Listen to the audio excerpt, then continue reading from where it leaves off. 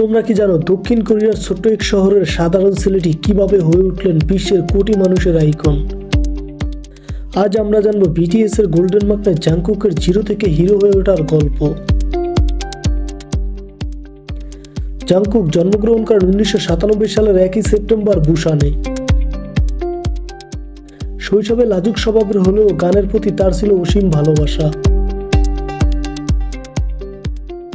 মাত্র 13 বছর বয়সে তিনি একাধিক অডিশনে অংশ নেন। তার প্রতিভা দেখে সাতটি এজেন্সি থেকে প্রস্তাব পেলেও তিনি বিগ হিট এন্টারটেইনমেন্টে যোগ দেওয়ার সিদ্ধান্ত নেন।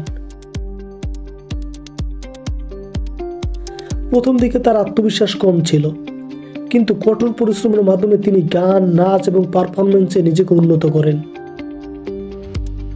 2013 সালে বিটিএস এর সঙ্গে তার অভিষেক হয়।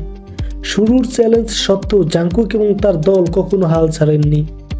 আজ তিনি শুধু বিটিএস এর নয়, বিশ্বজুড়ে লাখো মানুষের অনুপ্রেরণা। তার একক গান 7 তাকে সোলো আর্টিস্ট হিসাবেও খ্যাতি এনে দিয়েছে। এই গল্পটি যদি তোমাকে অনুপ্রাণিত করে, আমাদের চ্যানেলটি সাবস্ক্রাইব করে দিও।